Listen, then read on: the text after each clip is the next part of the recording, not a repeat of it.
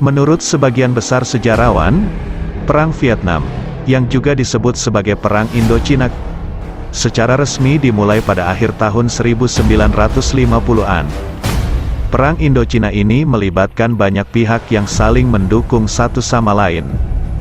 Konflik di salah satu wilayah Asia Tenggara tersebut, sebenarnya sudah berakar sejak periode masa kolonial Prancis pada tahun 1887.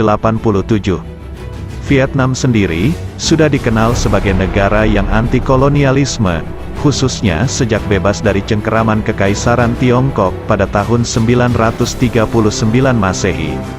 Selanjutnya, Vietnam menggunakan nama Champa sebagai identitas dari negara Vietnam sekarang.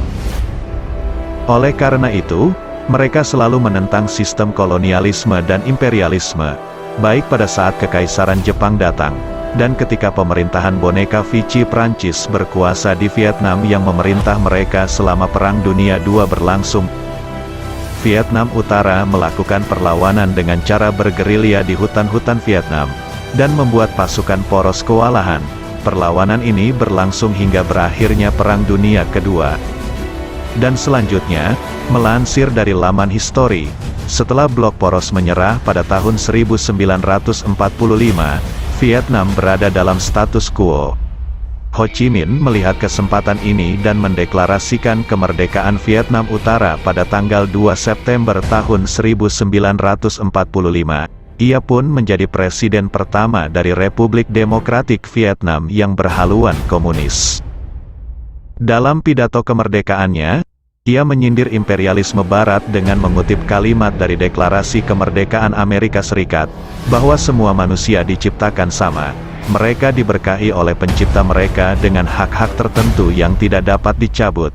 Di antaranya adalah kehidupan, kebebasan, dan pencarian akan kebahagiaan.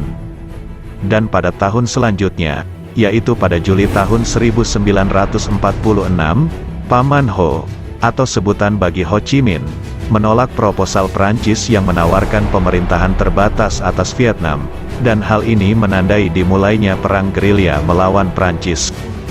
Perang Indochina pertama antara Vietnam dan Prancis secara resmi dimulai sejak saat itu. Perang antara Prancis dan sebagian bekas koloninya ini dimulai pada 1946, di mana dampaknya menyebabkan kecemasan dunia internasional, karena mereka khawatir tindakan Prancis itu akan menyulut api perang yang telah susah payah dihentikan.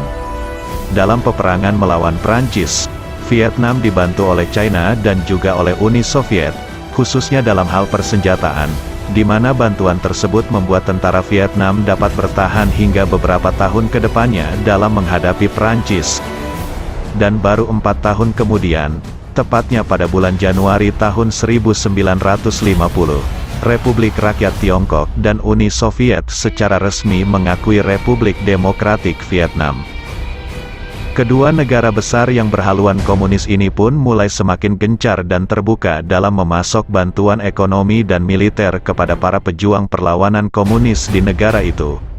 Dengan bantuan kedua negara itu pun, Vietnam dapat lebih meningkatkan serangan mereka terhadap pos-pos Prancis di Vietnam, serta dapat mengalahkan pasukan Prancis di berbagai wilayah. Melihat hal ini, Amerika menganggap Vietnam sebagai ancaman, dan mulai ikut serta dalam memberikan bantuan militer mereka untuk Prancis. Hal ini mengawali keterlibatan pihak Amerika dalam perang tersebut. Sebelum benar-benar turun ke dalam perang Vietnam di tahun 1964, Amerika Serikat sudah mulai mengawasi negara-negara merdeka yang berpotensi untuk menjadi negara komunis sejak Perang Dunia II berakhir. Dalam pidatonya di depan Kongres pada Maret tahun 1947, Presiden Amerika Harry Truman menyatakan sebuah kebijakan luar negeri di mana Amerika Serikat akan membantu negara manapun yang stabilitasnya terancam oleh paham komunisme. Kebijakan ini dikenal sebagai Doktrin Truman. Lewat kebijakan tersebut, Amerika kemudian membantu Prancis selama Perang Indochina pertama berlangsung. Sayangnya, pasukan Prancis semakin terpojok oleh taktik gerilya yang dipakai oleh pasukan Vietnam Utara atau Viet Minh. Pada bulan April tahun 1954, Presiden Amerika Dwight Eisenhower mengatakan jatuhnya Indochina dari tangan Prancis ke komunis, dapat menciptakan efek domino di Asia Tenggara. Seperti yang dilansir dari New York Times, teori ini kemudian akan memandu intervensi berlebihan Amerika dalam Perang Indochina untuk 1 dekade berikutnya. Sekitar bulan Maret sampai Mei tahun 1954, pasukan Prancis yang mencoba menaklukkan kembali Indochina dengan serangan total. Namun hal tersebut malah membuat Prancis dipermalukan oleh pasukan Vietnam.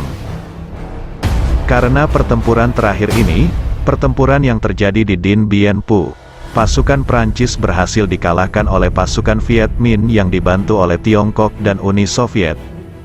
Richard Holbrooke, seorang diplomat Amerika, sampai menyebut bahwa 2000 tahun permusuhan antara Tiongkok dan Vietnam, dan ratusan tahun kecurigaan yang terjadi antara Tiongkok dan Rusia, berhenti saat 3 kekuatan ini bersatu melawan Barat di perang tersebut.